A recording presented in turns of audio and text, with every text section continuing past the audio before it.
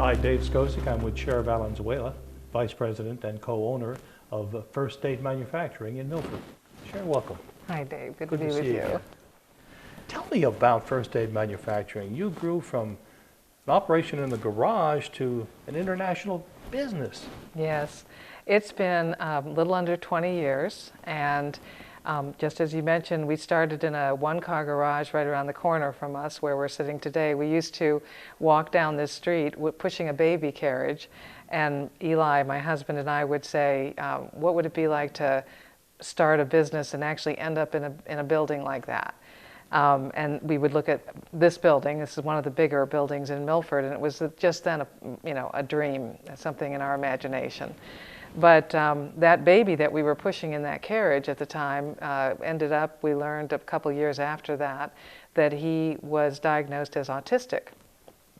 And the experts said that he would never read, write, or communicate effectively when he was 3 years old. And we chose not to believe that. And at the same time, we also knew that we needed to provide additional income for the experts that we felt would lead him out of that diagnosis.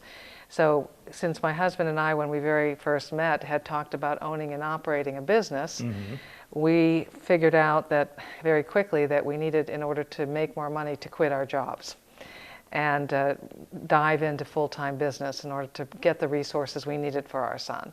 So at the time I was working with the Delaware State News, and Eli was working at Dover Air Force Base in the upholstery shop. And he had learned the art of upholstery through a mail order course when he was in the Army. Really? Yes, he was bored and thought that it would fill some time. And he always was interested in tricking out vans and things of that nature. So he thought that would be a good hobby. And at the time he had that same sewing machine that he had done his mail order course on, pulled that out, put it into the one-car garage, and we began, what we called hit the streets mode, to find the customers that would be a restaurant booth here or a doctor's office that might need an examination table recovered, some cars, some boats, and basically just began working around the clock to either find customers or get the job out if he was the only person that was turning out those jobs. And pretty soon the work began spilling out on the driveway. About a year in, we began seeing the experts that our son Simon needed in that time. And then we finally came to the conclusion that we needed to look at renting some space. And we got a little space, not, again, far from where we are right now, 1,500 square feet.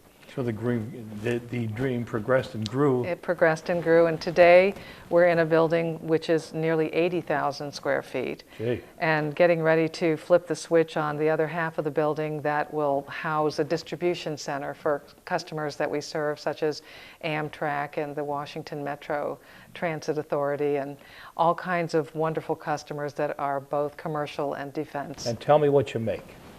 Oh, we make all kinds of things. If you think about it, I want to answer your question by first telling you that we really had to think about where our customers could best be served, because we're sitting in some seats that are upholstered. You got up off a bed that was upholstered. You sit in a car that is upholstered. If you ride a bike, you touch upholstery products all day long. And the idea of where was our niche. Now, my husband always was, we both are very patriotic.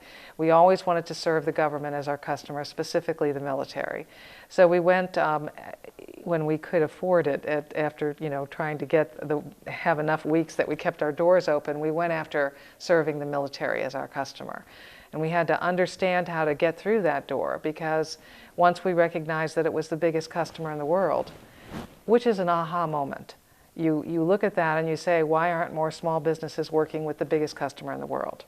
And when we learned that this customer needed to tell us how much they needed of any particular item, even a year from now, and let us know that public information, and how much the incumbent was already charging them, so that we could figure out how to beat that. And as a small business, it's really tough to get in. Very tough, but a wonderful equation when you realize how beautiful it is. So we set about to figure out how to crack the code. Okay. And we did that at the very beginning, and I have some journalism experience, so I began to chronicle what was working and what wasn't working. We most of all didn't want to repeat our mistakes. And we kind of have built the business based on the fact that we've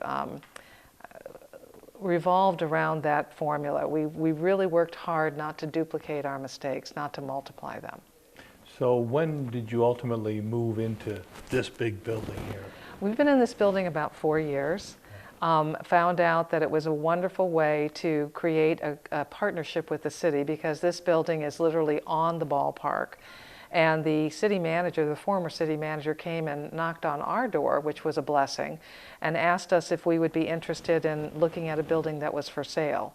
This building had been occupied by a tenant or an owner who was working with the Little League to allow them to use the field for $1 a year.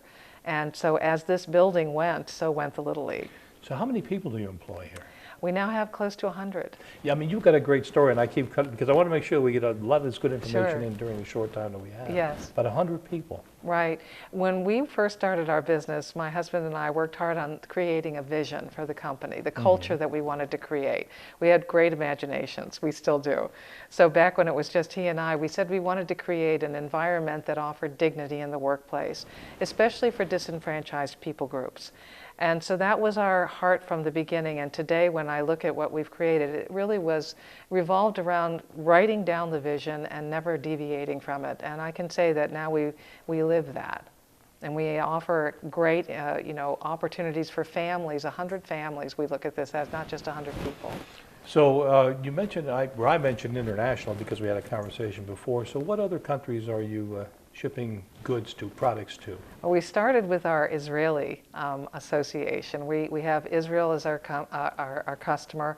We supply various products for the V-22 helicopter, for instance, to our friends in Israel. We now have a presence and an inroad into Canada.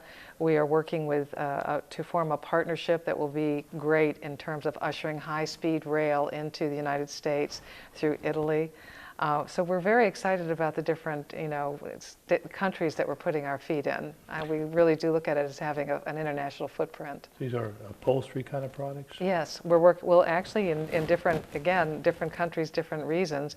Canada, for instance, there's a great opportunity to work on the mass transit that has to do with school buses. And we're working with another company right here in the United States to supply products for ambulances and fire trucks. So there's a whole range of products that we're going into. Is there anything else that you would like to add? Tell us what the website is, and of course it'll be on the screen. Sure. It's First State, F-I-R-S-T, state, MFG.com. And I guess what I'd like to add, Dave, is that, I mentioned to you earlier, if we can do it, anybody can do it. We were just two people that had a need to support their son's medical progress, of which I can say Simon has been very much a part of our success. I met him, and I saw he had his own little bike rack out front. Yeah, He still does. Simon is definitely not somebody who can't communicate at this point in time, based on the fact that our free enterprise system gave us an opportunity to grow something. We've been with Sher Valenzuela. Thank you so much. Thank you, Dave. It's been a wonderful interview. Thank you. We'll be right back.